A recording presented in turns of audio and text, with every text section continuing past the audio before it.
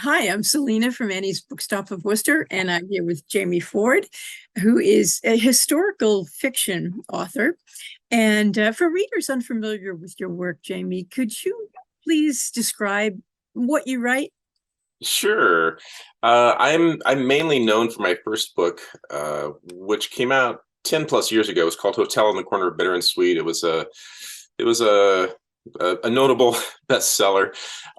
I've written two other Seattle historical fiction books, but when I write short fiction, I write in every genre. I published short fiction that's been crime noir and dystopian, steampunk, middle grade horror. Even there was an erotica story published in an anonymous anthology last year. So I've always written different things, and with this new book, The Many Daughters of AFONG Moy, it's historical and it's speculative and it has magical realism and it crosses a bunch of genres. So I feel like I'm spreading my wings, so to speak, and taking off in a different direction.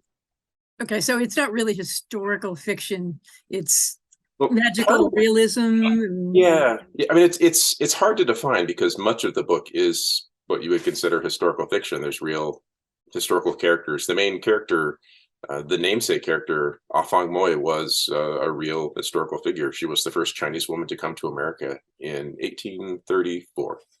Oh, interesting. So what can readers expect from excuse me, from the many daughters of Afang Moy? I think they can expect to go on an emotional journey. It's a book about inherited trauma, which on the surface sounds kind of heavy. So I tend to call this book my epigenetic love story because it is a love story. And so Mhm. it's a book that I think will be entertaining and a bit educational because it is historical, but also kind of edifying. So we'll see where we go with it. It seems to be it seems to be doing quite well, making a lot of people happy, much to my delight and relief. Okay. Now, what do you think draws readers to these kinds of books? Oh, it's interesting. People come to it from a different place. It's it's about his inherited trauma, and I think most people, we either have trauma in our lives or we've been a witness to trauma in our families or just around us. It's something that I think all of us can relate to. Also, it is a love story. I think people are drawn to stories that work out your empathy muscles. Don't get me wrong. I like car crashes and asteroid collisions and film and print. Those are just not the books that I choose to write. I choose to write things that um, you know that give your empathy muscles a workout. Those are the kind of books that I'm interested in. But I think this book is a juicy book for book clubs. I've been in a book club for 10 years.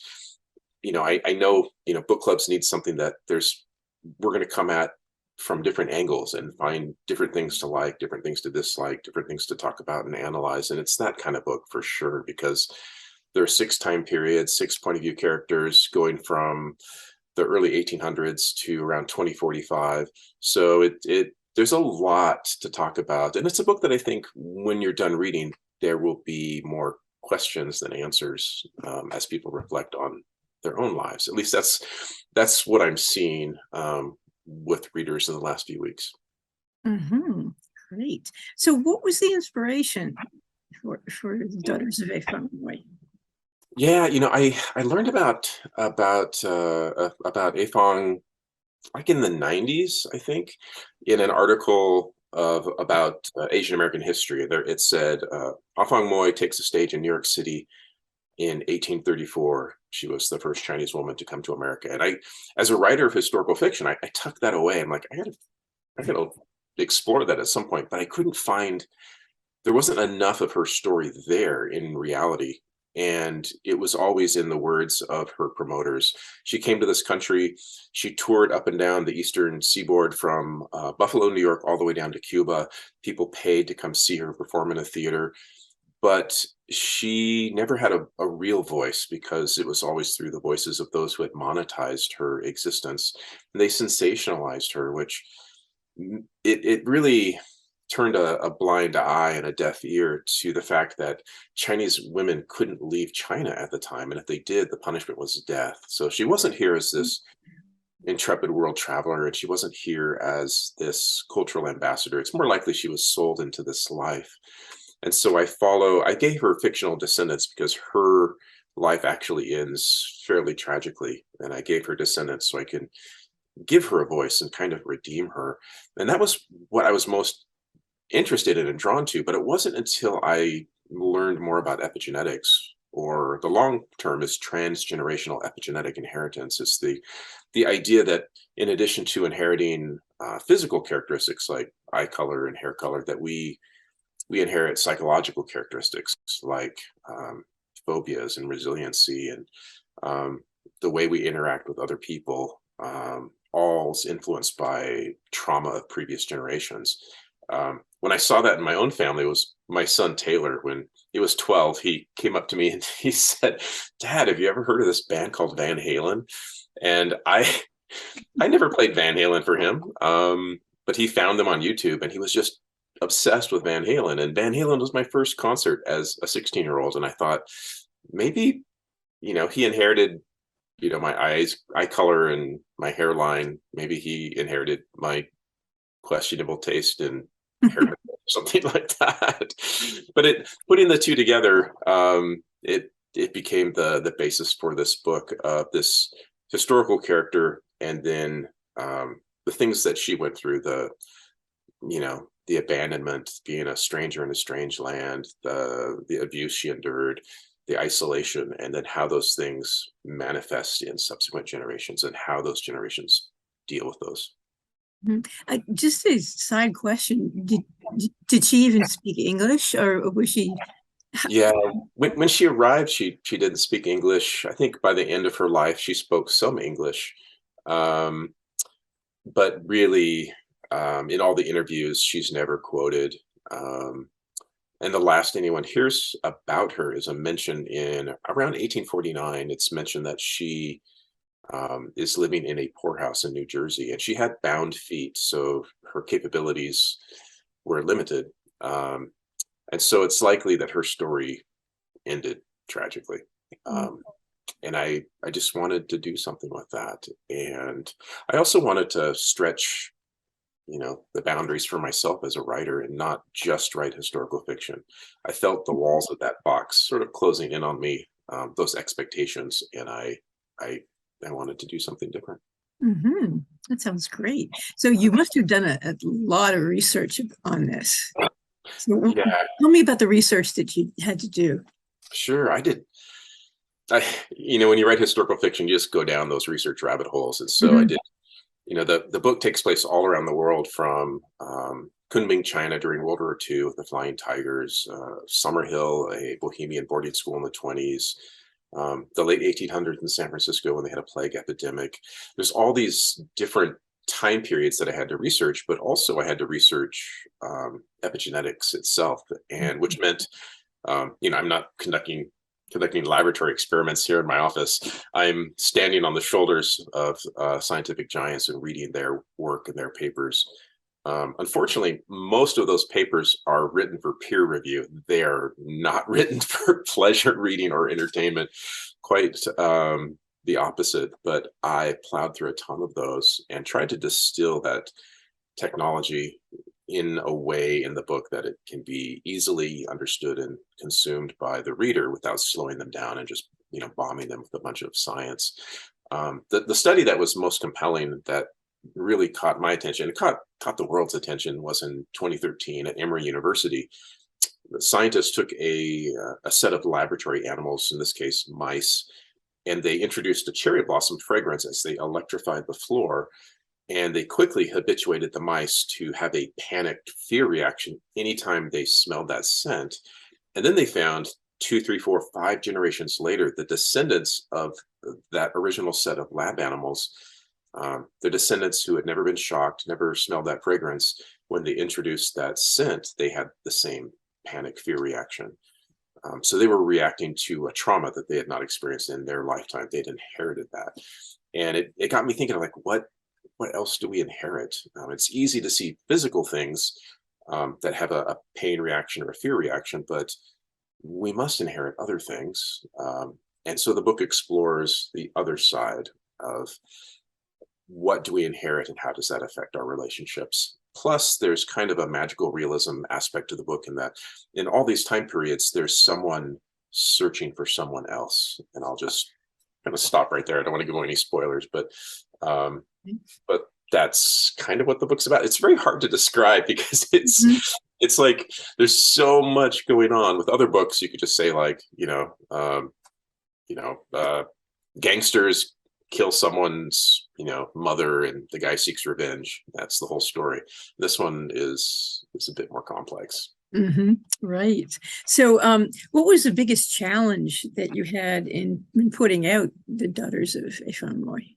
Oh, the biggest challenge was just believing that this book would find a home. I had created a box of expectation by my previous books, which were historical fiction, and that's what everyone wanted from me. That's what my publisher expected from me, and I came to them with this different idea, and they weren't crazy about it. So the hardest thing for me was walking away from my editor, walking away from a book deal, walking away from a publishing house that wasn't quite comfortable with what I was doing, and beginning again as a free agent, as just like a writer starting all over again, even though I've sold a fair number of books, and going on submission and trying to find a new editor, trying to find a new publishing home. And I ended up going from Random House to Simon and Schuster, which was a pretty big leap. And then the week I was signing my contract with Simon and Schuster, I read that Random House is buying Simon and Schuster, just pulling me right back in. I can't escape.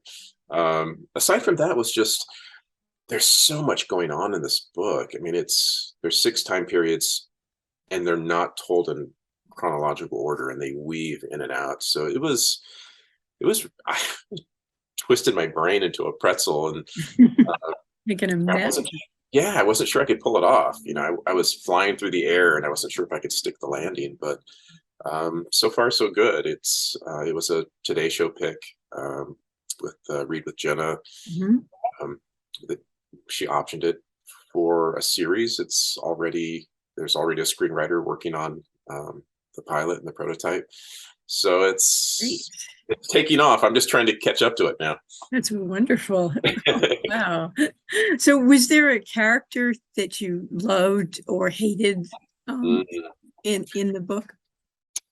yeah, I love the character of Greta. I do have one narrative that's set in contemporary times, and I loved it because it required the least amount of research. I can write about what it looks like outside, and that it was just such a joy to write something contemporary, which I hadn't done to this degree. But also, it's a character that's really, she's this super geeky character trying to, find her identity in the world. That's pretty much every novelist on the planet. We're always trying to, self-definition is hard. And sometimes writing books is just a therapeutic exploration to figure out who that person is looking back at you in the mirror. A character that was hard for me to write, it wasn't the character, it's the time period, was Lai King. She's a young girl in San Francisco around 1899. And there was a plague epidemic at that time, a real historical happening in San Francisco. And so I'm writing about a plague epidemic during a global pandemic. Mhm. It was eerie because what happened was there's a plague epidemic in the Bay Area. The governor of California, a man named Henry Gage, he would not acknowledge that this was happening. He didn't want to acknowledge there was a plague epidemic because he was afraid it was going to hurt California's economy, and it was going to hurt his chance for reelection. And then there was a doctor with a cure, and the doctor and the politician had a war of words in the press, where the politician is calling the doctor a quack and an opportunist, and he's has a profit motive. And so some people wanted this vaccine, some people didn't want this vaccine. Does that sound familiar at all? No. it was it was so unnerving to be writing this as it Yeah. literally was happening, out in the world. it was so, I mean, that was 120 years ago. So History repeats itself. it really does. It was, Oh, that was just, it was just depressing to see that happen. wow. That, yeah, I can imagine. Mm. So what else can we expect from you in the future?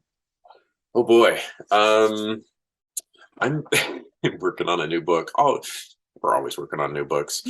Yeah. Uh, I I have enough short stories that I might put them in some sort of collection, but really what I'm working on is a new story. Um, and doing the research for that new story, I interviewed a gentleman who was no, is currently the head of the Department of Perceptual Studies at the University of Virginia. It's a department within their medical department. Um, and he studies all of this parapsychological phenomenon, specifically children under the age of 5 who have memories that they should not have. He's been Hmm. studying this for 30 years. It's super fascinating. So I'm going down a whole other different quasi scientific research rabbit hole and writing it. Hmm. Truthfully, this book was so complicated that as I was writing it, I was just making these mental notes where I'm like, okay, next book, I promise it's going to be one point of view. It's going to be contemporary. It's going to be super simple and easy. And I just can't do that. I guess the challenge myself. So I'm writing Sound something. like it. Yeah, I'm writing something super complex all over again, Mhm. radically different than the book that just hit the shelves. And I think that's the best way to go for me is to always be reinventing myself with every book. Mhm. Wow, that's wonderful. Yeah, thank you. Thank you so much for the time and having me there. I have been to Worcester, oddly enough, years ago. Um, Really? yeah, I visited a private school. I can't remember the name of it, but it was yeah, a private, like a boarding school, probably an hour away. Oh, Um, wow, interesting. yeah. You, So you I just remember having to ask everyone, like, okay, is it Worcester? Is it like, how do I pronounce this? And everyone's like, it's Worcester. What's wrong with you? Okay, it's Worcester. yeah, Worcester or Worcester. Yeah, There's a lot of different people call it different things. sure. Yeah, it's more the British pronunciation. Totally, Yeah, completely. respect. Yeah, it should be. Yeah, it is New England after all. Yeah. So, what is your favorite part about being a writer? Ooh, my favorite part. I mean, this is just a simple practical thing that is because I just came off book tour and I go back out again. I just like the book events are wonderful, and people always feel they apologize. They'll show up with a stack of books and like, do you mind signing these? I'm like, no, this is the best part. This is like getting to blow out your birthday candles every night for a few weeks. It's writing is the hard part. Getting out and talking to readers and book clubs and librarians and booksellers. That's the fun part. That's the fun part of the job. Um, the other part, um, it's just me.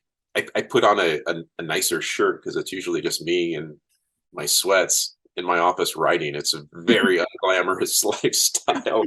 In reality, it's just like a bunch of notes and mess and me just hanging out with my imaginary friends trying to tell a story.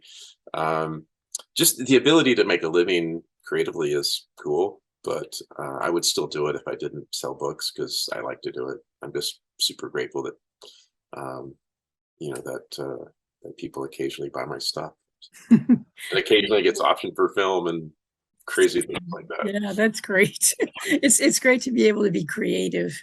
Yeah, Yeah. yeah. I mean, both my sons are musicians, and Oh, great. one teaches music, and one is a struggling musician. And um, it's there's no well lit path in the arts to success. You just have to put yourself out there.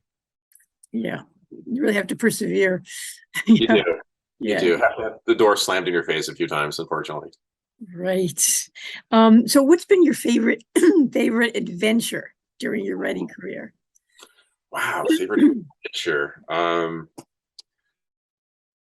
Boy, it was probably I was accepted to a writing residency at Yaddo, which is in Saratoga Springs, New York. It's this mansion. It's this estate that's been there for 100 years, and the woman who owned it was a playwright.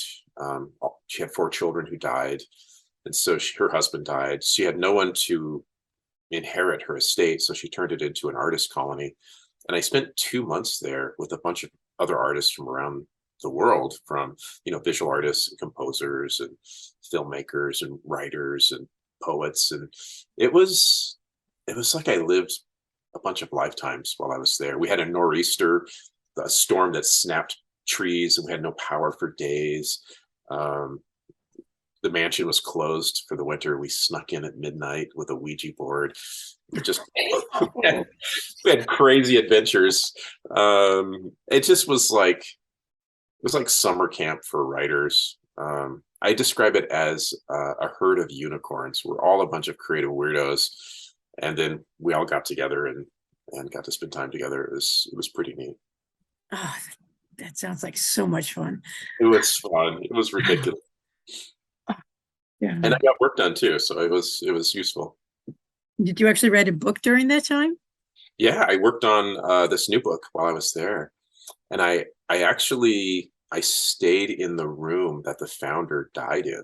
Katrina Trask died there in the 30s, and that was, yeah. I mean, it's interesting. Like they tend, I stayed at Ragdale, which is another artist residency, and there I stayed in the room where the founder died there too. So I don't know There's what the deal was, but it just ended up, yeah. Maybe you should be writing horror. Yeah, I did think like, okay, if this is haunted, we're gonna find out. And I didn't see any ghosts. I did hear some strange laughter, a child's laughter, and there were no children at the residency. So, but there was an 8-year-old girl that died there. So many people say they see and hear her, and I definitely heard a child laughing, which was just like, and it was during the day, which made no sense. And we looked around, there's nobody there. It was so weird. So as I told people, I don't believe in ghosts, but I believe in believing in ghosts because it's a lot of fun. So while I was there, I was open to the possibility and heard a very strange thing happen. Sounds like another book. It could be another book for sure. Really? Wow. Yeah. So what's the greatest lesson that you learned thus far in your writing career? Oh, it's a recent lesson, and it's with this book. Writers have to make a decision. Are you writing for money or are you writing for art? Nothing wrong with either direction. And there's a spectrum. Nothing wrong with it's a business. I want to make a living, but it's also, I want to write the books I want to write and not be chained to a set of expectations that my publisher may have for me. And they mean well. They're trying to sell books and sustain a career for me. But I had to go in a different direction, and that's terrifying. Honestly, it's totally terrifying to know you could be spending years on a project that no one wants. But you have to be true to yourself. It's your name that goes on the cover, and it has to be a book that you would be proud of, even if no one reads it. So it's a very hard, strange lesson that I learned along the way. Oh, that takes guts. Yeah, terrifying. But it worked out, knock on wood. So what piece of advice would you want to share with other writers? Yeah, I was thinking of like maybe on Instagram, I would do a little bit of advice every week. One this is just a simple one that applies to me. I think it applies to most people. I tell people, if you're starting out, stop reading your favorite author while you're trying to write. It's like trying to lose weight and only reading Vogue magazine. You die a death of comparison, and it can be just discouraging. It's okay to have a favorite author and be inspired by their work, but while you're trying to write, just put it aside for a little bit and allow yourself to make mistakes and fail. And failure is part of it. And so that's my little tidbit of advice. Okay, that sounds great. Now, are there any groups or clubs or organizations that you'd recommend to other writers that may have helped you with your work? Oh, just in general, I would say go to writing workshops. And there's really two kinds. There's the kind where anyone can just show up, and it's at some hotel or convention center or university, and you can take classes, and those are great. There's nothing wrong with those. But then there's another level where you have to apply to get in. You have to submit a writing sample, and they might get 500 applications and only accept 70. And those are great because those people have put a lot of time in. And so you're among people who are closer than they are far away to figuring out this whole business of writing. And those are great. You need those to get this kind of tough love criticism to get better. And it's hard to go and have people not like your work. And I guarantee you, if there's 10 people, there will be one at least that does not like your work. I'm sorry, that just keeps chiming. Let me close that terrible email.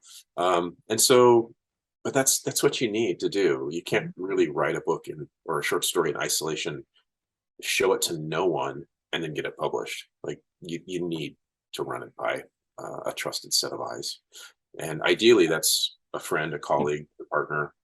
But those people, care about you, and they may not be as truthful with you as a stranger in a workshop. True. Yeah, very true. Now, I have some questions about you as a person. Okay. Sure. What is one thing that most people don't realize about you? This is a silly one, and it's not most people, but it's some people. They don't realize I'm part Asian, and so all my books are, have Asian American characters, and often people will sit because I'm fairly white passing, depending on Mm. where I am. They're like, "Why do you write about Asian people?" I'm like, "Well, because I'm Asian. I'm half Asian. My dad was full Chinese and spoke Cantonese fluently, and I grew up eating, chicken feet and all kinds of unique Asian foods. I paid my dues, and that's something people don't realize. Other things people don't realize, perhaps, is I don't know. I grew up super poor. I think I'm a, and I think because of that, people just assume you have some sort of like Ivy League pedigree or something like that to be a writer, and it's not the case. I think a lot of writers come from struggle, and that's why we're writers. Something else people don't really know is I'm a self-taught writer. I don't have a formal degree in anything. And so, but neither did Hemingway, and neither did Shakespeare. There's probably more self-taught musicians working in music than ones with degrees in music. That's how it is with the arts. Some people just figure it out.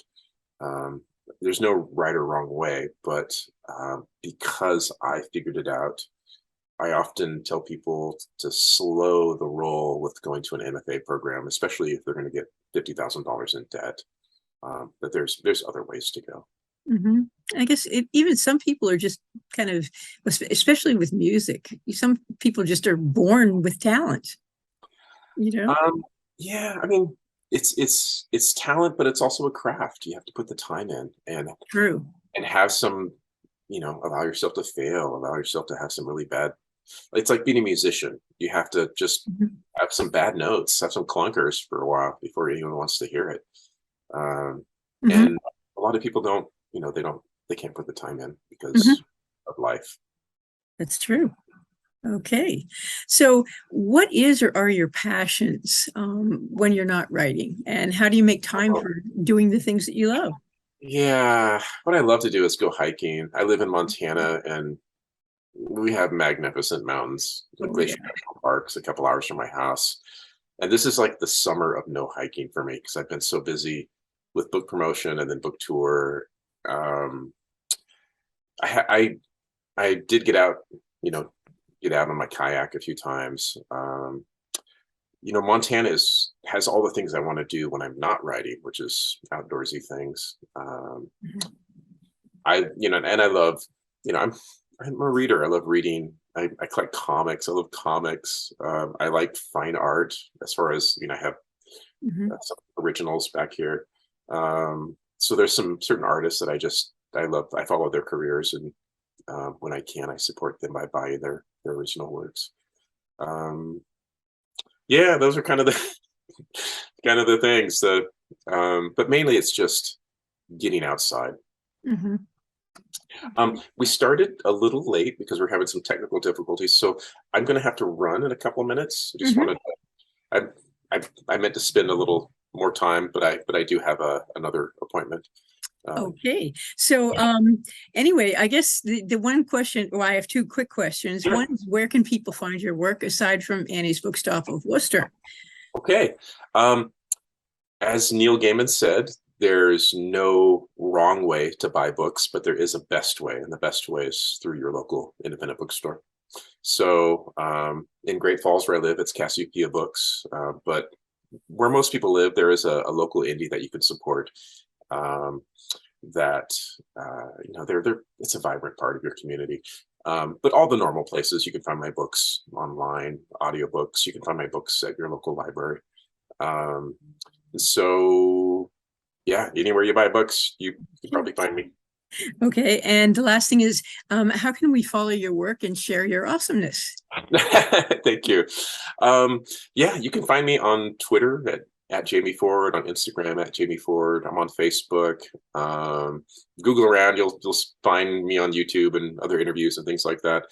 I have a website. I used to have like a blog on the website, but I don't do that anymore because people, post that stuff on Facebook now. I post that stuff on Facebook, so I'm pretty accessible. People, I love it when people email me and they're like, whoever is answering this, could you tell Jamie to, like a signed book? And I'm like, it's just me.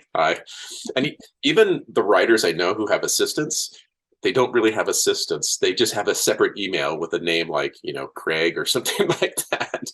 And so Craig can break bad news to readers that, they're like, can you come and, appear at my cousin's bar mitzvah or something like that? And they can have Craig say, I'm sorry, but Jamie's busy.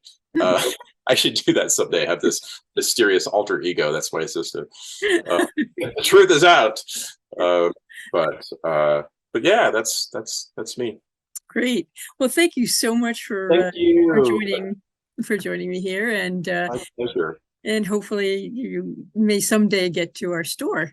And Yeah, I'll get out there again. I yeah. was just in the Massachusetts area, and by the time I get to the turnpike, I've passed a lot of exits, and I'm like, okay, I know Worcester's out there somewhere. So one of these days. Middle of the state. Yep. Yep. Yep. Cool. Okay, great. Well, thanks again, Jamie. Thank you. Take care. You too. Bye.